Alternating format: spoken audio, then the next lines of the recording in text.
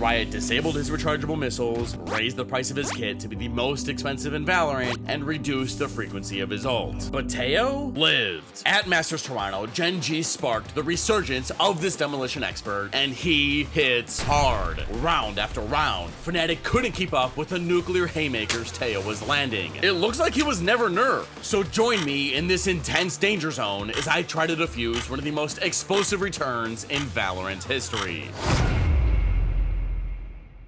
TEJO is still strong, and if you want a setup that can survive a bombardment from his missiles, you're going to need a Huano monitor arm. I mean, just look at their Amazon ratings. They're the #1 bestseller for a reason. I've been using mine for years now, and my monitors are big boys. The Huano dual arm monitor stand I have has withstood the test of time. I mean, these screens are expensive. You need a strong mount that can hold a lot of weight and handle big size. Now, whether you're attaching the arms, tightening screws, or mounting your monitors themselves, the setup is super easy. And with a full range of motion, you can customize your setup however your heart desires. Just don't spin your monitor around as much as I did because I broke my HDMI cord. They also have these built-in channels to hide messy cords and a clamp in the back of your desk for extra space. I would recommend this stand to anyone. And if you want one of these quality stands that will protect your monitors for cheap, be sure to use this coupon code on screen after clicking my link down in the description or top comment. What the? TEJO? Wasn't this dude dead? What gives? My death was greatly exaggerated. After a whole grocery list of nerfs, every coach, analyst, and content creator thought this dude was dead. But not Gen G. See, when building a team comp in Valorant, you want to set up win conditions that your team wants to play to. For example, when playing Viper on Haven, your objective on attack should be to get her on site as her smokes completely shut out the defense's retake. Sage comps revolve around her wall, whether it's for retake or powerful plants. Jet on Ascent, while boring, but on defense, you want to focus on getting an op online as early as possible because her dash excels at dissecting offenses and finding first bloods. And in Gen G's case, their win condition is Deadlock and Viper, and TEJO just supports them. It'll make more sense after this first round. As a matter of fact, they took TEJO's Ravaged kit and created such a good game plan around it that it'll knock you on your ass. On Pistol, their goal is to slam B, while Fnatic are predicting a mid-take in their 1-3-1. The round starts with Chronicle raising his wall, allowing Fade to hold mid, and Charon smoking male, confirming Fnatic's stack. Alpha and Kayak are ready to burst out and fight at a moment's notice. But the offense are contacting through B main. You're going to set texture up for a lot of these hits on this attacker side. Let's see if there's going to be a method to the madness here. It's going to be a quick hit into this B site. Texture finding first blood. Chronicle flushed over the side. How are you supposed to hold this site? Stun for close, missiles for backside, Gravnat for default, and Paranoia for back pillar. It is impossible. But I mean, what other option do Gen G have other than util dumping sites? Without rechargeable initiate utility, how are attackers supposed to default with this comp? Yeah, you have the stealth drone and special delivery, but that's it. Ding ding ding ding! That's the thing. Gen G don't need to default. Think about it. More specifically, TEJO's rockets themselves. You are essentially placing 2 perfect raise nades as a signature. Is that not nuts? During Masters Toronto, the devs invited me out to dinner and they told me how they think TEJO is still one of the strongest agents in the game. And if you build around him, I agree. That's what Gen G did. That's their whole plan. Slam site as hard as possible with TEJO's explosives leading the charge, but then use Viper's orb and Deadlock's kit to close out the post plant. Foxy 9 wall spawn, Pals on a sensor, Munchkin orbs for heaven, and those two double check flank and use their last sensor to cap that off. Now, through all of this, how on earth do Fnatic retake? Slow creep through the alley. Poor Kayak is couple spot checks. Texture able to avoid the damage. Sees the entry tower up. Out B, who lands right on top of Patch. Just meant to find that kill. Team, however, getting cleaned up in the meantime as it's just Kayak. Getting the reload. Needing to hit some nasty shots. The wide swing from Karan. The way that Gen G deals with anti-ecos is really fascinating. See, they go for this buy where 3 players purchase rifles, but 2 are stuck with pistols. This allows for a couple deaths, and the pistols can pick up the rifles and keep moving forward. At least that's what you'd think. See, on round 2, Gen G chose Munchkin to be the human sacrifice to go do some reconnaissance. TEJO stealth drone from sewer, Alpha broke it somehow, but Munchkin's job is to get info. Get a tiny tap there on a Munchkin. It's all just to try to keep this Position protected. Eventually does get red though. Munchkin able to come away with the kill. Paint Shell gonna send Beeson flying, but By having a decoy sent out like Munchkin, he can clear the area of any stacks and relay to his team what he saw. So because he encountered 3 people plus Fade on B, he told the rest of Gen G that A had to be weak. This led to a free sight and the rifles farmed. That brings us to the all-important first full buy. If Fnatic lose, they have to save, meaning Gen G can start this game up 4-0. So they bust out a plan that should abuse the conditioning they did on Pistol Round. They still want to go B, but Fnatic have started to realize that Gen G are just going to slam sights until the cows come home. So in their 2-1-2, they want to bunker down and prove to the offense that taking A or B is going to take more than just a couple clicks. The first full buy starts with the same smoke from Mail, TEJO releases his drone, and Deadlock grab nets the choke point. Now, I also think Munchkin flips up his wall because Crashies has burned a Prowler to clear the area. That's kind of important, remember that. In the meantime, Foxy9 slaps down a stun sensor, which piques Boaster's interest. staying tough here on the close angle. The Texture finding one. Boaster gonna be taken down. TP's gonna be coming through, but that gate crash out is now Kayak teleport the. It was a bait. See, by Munchkin walling, Ash droning, and Foxy netting and censoring, this made it look like to Fnatic that this was a default. And it isn't stupid to think that. Bear with me. At this point, Boaster has probably figured out that Gen G just want to hit sites fast, hence the 2-1-2. But Gen G know that's what Boaster's thinking. So by making the start of the round look like a default, Boaster thought, maybe they're not just executing. Kayak, we just lost A in mid. Let's try and re-clear B mid.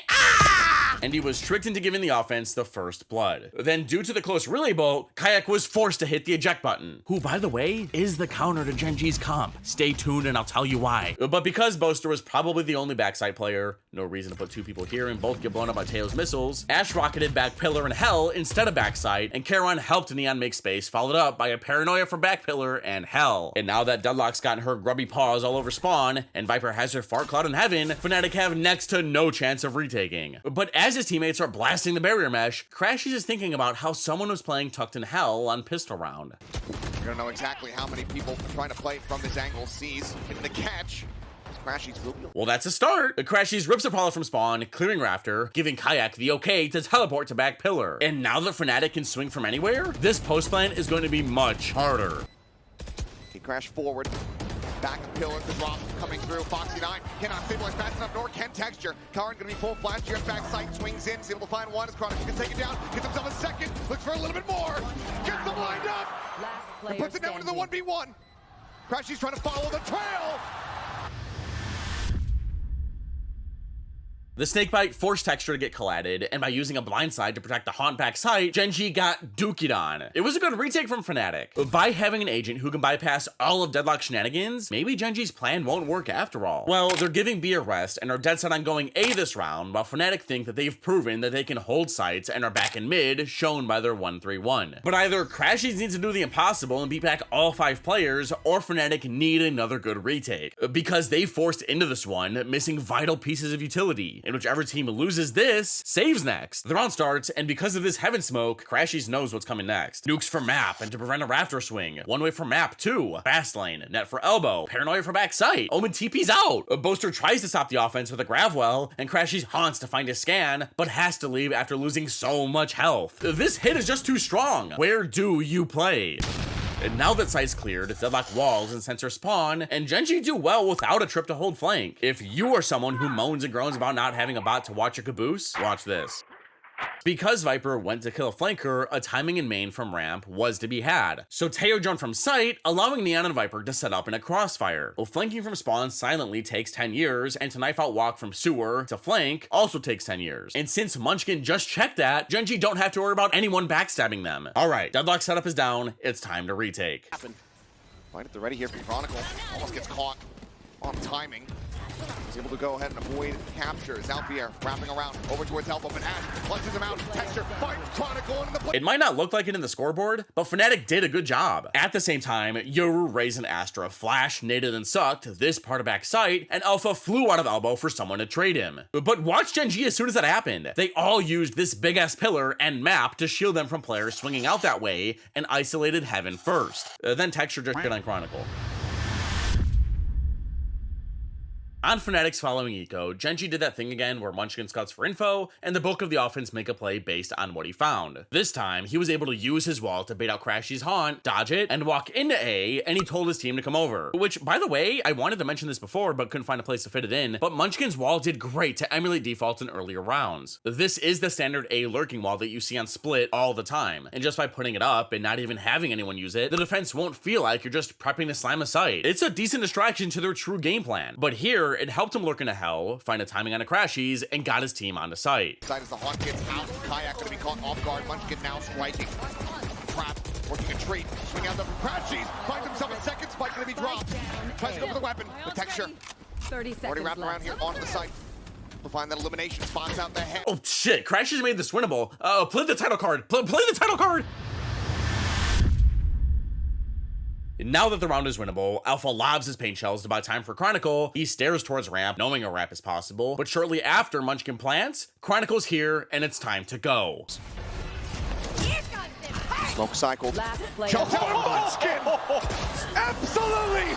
Well, that was close. Karon even knew Crashies was on site after his ult got canceled. Crashies just used Boaster side smoke really well to make a solid play and hit some nice shots. And maybe Gen.G just forgot. Anywho, it's another full buy versus full buy, and Gen.G are back to their old game plan, go B. While Fnatic might have finally figured out the ultimate counter to Gen.G's game plan, Yoru. Similar to Chamber, he can sit in ridiculous positions, get one, and get out for the retake. And because Gen.G don't have true flashes, he can do that. Don't believe he's their solution? Well, I interviewed Crashies himself after the game, and this is what he told me. They were just rushing every single round, and we just couldn't stop them. I think the only option that we had was to play Kayak, the Yoru on the site. Try and play for one kill and get out and play retake. Yeah, such a hard hitting exec. They just all in, so much util flying in your face, and it's just so hard. So, yeah, in the moment it was pretty annoying to play against. No, that makes sense. The only problem here in Fnatic's 1-2-2 is that he's on A, they're going B, meaning Raze needs to be ready to flood out of heaven and not get shut out like last time. If the defense can't hold sites, they're screwed. Round 6 starts with, you guessed it, the same smoke for male, but Alpha's played these games before and starts heading to B. The attackers have contacted through B main in the meantime, and with this site star that makes site a pain to clear due to this crossfire, it seems like Fnatic are ready.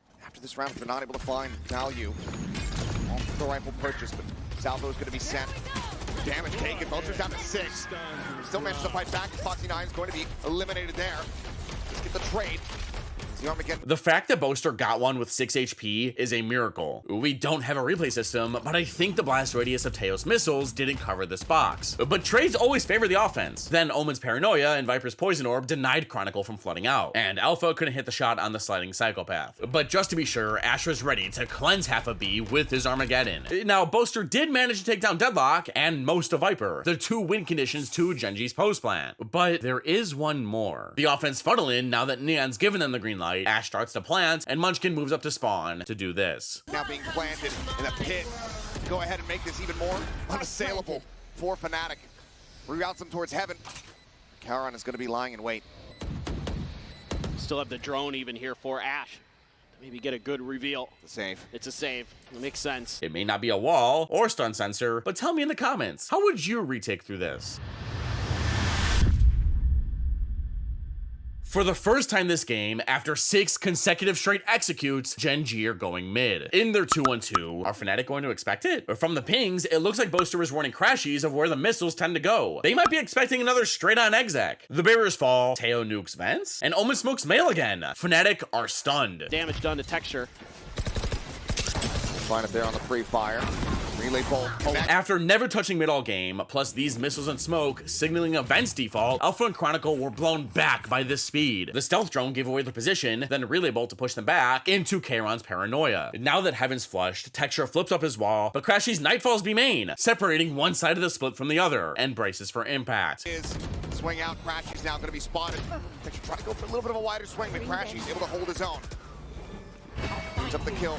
The haunt click. No, it's the double reveal into the seas, and Crashy's plays off it beautifully. Down B. Just keeping himself alive. As he tries to hold down the site. Wow. And he's doing it damn near single-handedly. The silent drop The angle, watch, Kayak and Crashies. I guess you can say Gen G crashed out. Look, Crashy did great to recognize that the split was coming and stopped Munchkin from pinching by unleashing his Nightfall. Then, to isolate Texture from Charon, he used the default Ash protection. No one could catch this guy. Pylon a Prowler, a Haunt that Fnatic couldn't shoot for some reason, then a Seize. Crashy's bought just the right amount of time for his team to come over and flood. Fnatic did it! After 7 rounds, they finally proven to Gen G that they can bolster down a site. All it took was a goth gamer girl. Now, I think Gen G's game plan headed into this map was, hey, let's just go A or B until Fnatic stops us. Then we can default. So in their 1-3-1, that's what they're doing. Defaulting. And Fnatic's 1-2-2 just worked, so why not do it again? Also, Boaster has a judge. He's had one. I think he's just trying to big dig Gen G's executes since they aren't droning into sites. Regardless, the offense's first default ever begins with a grab net for main, dark cover for male, stealth drone, but Chronicle's out in the open. He pops his orb for quick cover. From Crashies. Ooh, Chronicle Spam on the Chronicle, and he just ends up. The thing that makes TEJO's Little Spider different from any other drone in the game is that it has hops. Instead of just going up the stairs where it'd get pre-fired by Alpha, Ash jumped up and over this box and caught Chronicle's butt. But now down a player, someone on Fnatic needs to do something. Despite being trapped behind the sensor, Crashy's haunts be main, Foxy stumbles and can't shoot it, not wanting to risk losing their player advantage. But look, Crashy's has full info on B. He's telling his A players to be careful. Gen G are headed that way. As Munchkin tucked into the corner. Texture here to try to reinforce.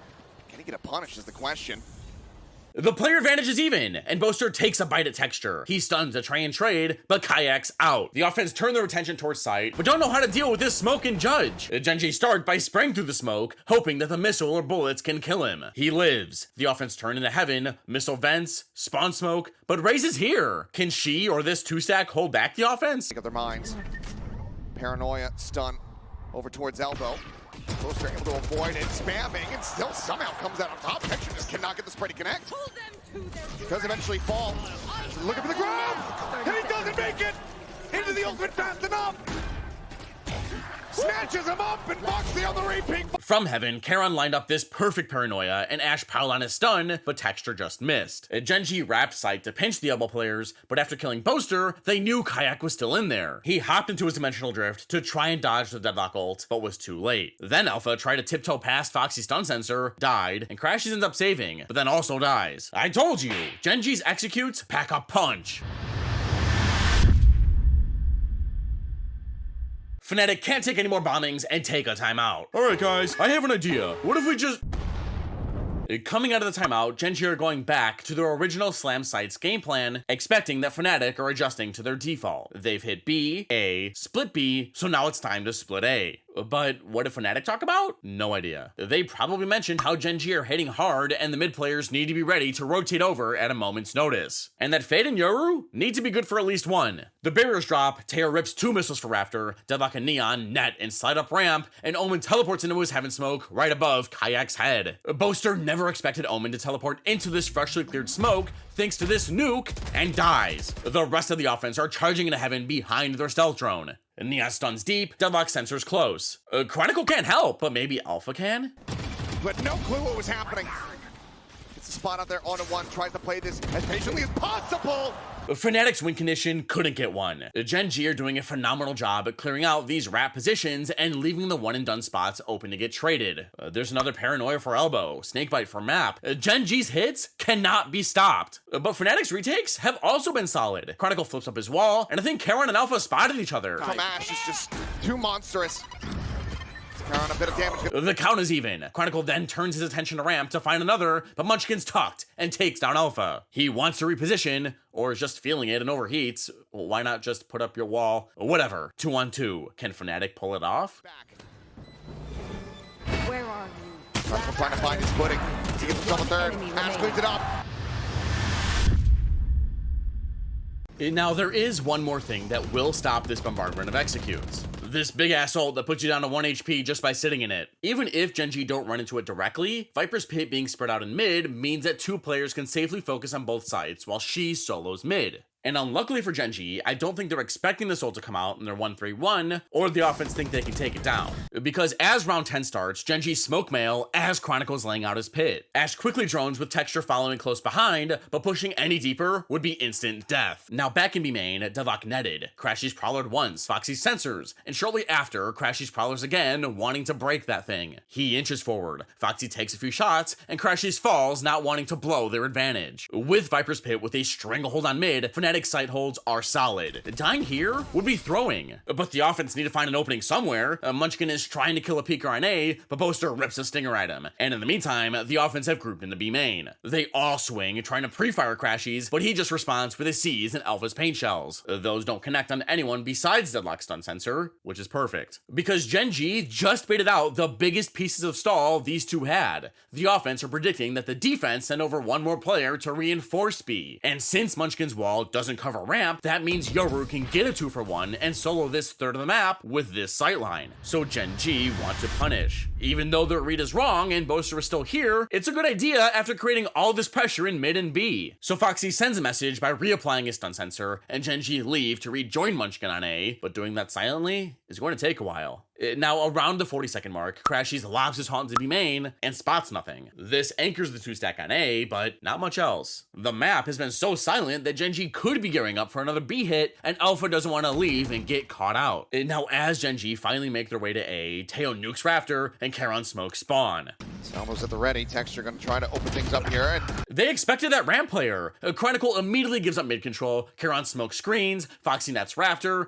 Man, they must have some anti-strat that Fnatic loves playing up here. And Boaster places 2 stars. He stuns Heaven and pops his main smoke early, not wanting to get caught while his first one is fading. Now with Viper's poison orb in Heaven, the offense give up ramp and regroup to go site. Playing forward here within the smoke, able to dodge out the paranoia at the time, started at the window. Gen G just triple swung into the smoke. How is Boaster supposed to kill anybody? Pylon of paranoia for Hell and Raptor, missile for map, and really bolt for elbow, and you have another strong execute. Gen G did great to isolate the ramp player and deal with Boaster accordingly, but it took them a lot of time. Can Fnatic deny the plant?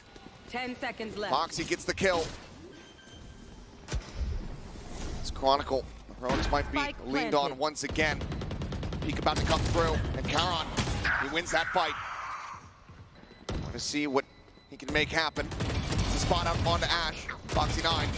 Tagged up a bit, swings out, wins the fight. Just slide into the corner here. Another thing about Teo is that when you have a half site-wide cargo bomb online, you can use your missiles to default. And that's Gen G's plan in their 4-0-1. Secure B main and scare Crashies away from constantly reclearing this area. But for their half-buy, Fnatic have changed their setup. They recognize that Viper has started solo A main most rounds, so these three want to push and overwhelm her to find an upgrade to their weaponry. And hopefully Boaster and Chronicle can stall long enough with their shotguns and buy time for rotates. The round starts with a net missile combo for the entryway and capping it off with another stun sensor to deter a reclear, confirming that A is probably the weak side. So Crashies prowlers for Alpha to move forward, and Munchkin becomes really cautious. If he dies, his team loses this whole third of the map. He thinks that Fnatic are pushing A hard, so Gen G push B hard. Teo drones, Omen smokes Heaven, but Boaster and Chronicle answer back with a smoke and snakebite. Now these three push A even harder behind Kayak's flash. Munchkin is now screaming to his team that Fnatic have run it down A, so they need to take B. But Teo's burned his drone, and there's shotguns afoot. Side of A main. Helen trying to jack Chronicle, playing off the back of the vulnerability, does manage to cut Texture in half with that judge. Boaster similarly playing forward. As the Bucky. Without their Space Maker, the offense don't feel safe enough to run into Boaster, who's a notorious shotgun abuser. Their plan B is to double back and split it through mid, but Fnatic are expecting that. Instead of pushing all the way through A, Alpha and Crashies have doubled upon mid, but the map's gone silent. Gen G could still be in B, near mid, or gone to A, and Crashies' job is to grab info. Positions. Oh, Jill peeked up Crashies. Valley off the short, gonna prove to be a little bit more depth. The cultist, that showstopper does not get sent. Wow. Well, Boaster tried placing a star to get these guys out, but it was too late. Instead, him and Kayak have moved off B and into Heaven, wanting to make a play in mid. And now Gen G's plan is to just regroup and go B together, but Charon's lagging behind. Boaster now. Pushing forward, finds Charon. Maybe he wanted to protect the rifles, but he and his team were on different pages. This miscommunication has found Boaster an upgrade, but Gen G an open B site. Now, while Fnatic are in a good spot to win a round they shouldn't have with this bye, these are the two worst attackers you want left alive. Because as they funnel in, Foxy walls off their flank, Munchkin poison orbs Heaven, and he goes for a spawn plant. Gen G are kinda locked in. Munchkin recognizes that since these guns were so deep, the odds of Fnatic flanking are pretty high, but they still can be anywhere. Now, as Kayak and Boaster turn the corner, they find Foxy's barrier mesh. As Gen G are worried about Heaven and Spawn, these two inch closer and are waiting for it to expire. They're waiting for a while. This thing lasts 30 seconds. Okay, yeah, they finally shoot it, but both of them? Now Gen G know where both of you are, and Boaster gets stunned by the sensor he pinged. This is such a disaster for Fnatic that the stream implodes and cuts to black. Yeah, so Riot had some production problems. Not only do I not have a replay system, but now no game. I guess I finally have to go get a real job. But on a serious note, this is Sliggy. Everyone say hi, Sliggy. Hey, Sliggy. He is awesome and uploads all of his VODs on YouTube for us to watch. And for some reason, the official broadcast cut the post-round replays out, but here's what happened on his stream. Foxy knew both Fnatic players were in main, so he got one in a gross off angle in Heaven as they were trying to get on site. And waiting that wall out just didn't give Kayak enough time to win. Now, this tech pause went on for some time, but I think Riot just wanted to get to halftime since we were one round away. So this round is going to be super scuffed. If I miss an ability or something, blame Riot.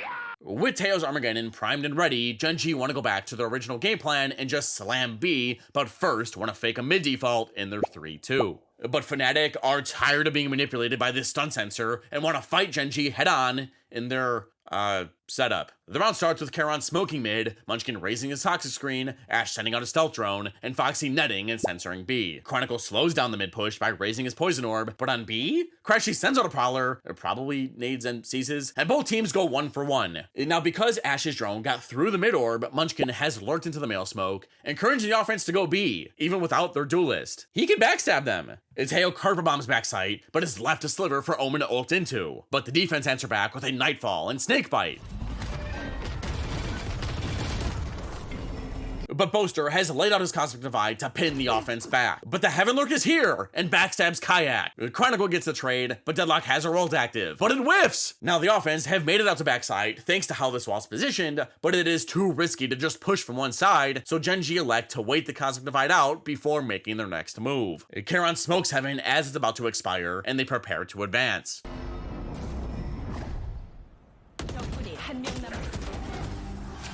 TEJO is still good, especially if you plan around him, but he isn't nearly as broken as he was before. Watch this video and it will give you PTSD.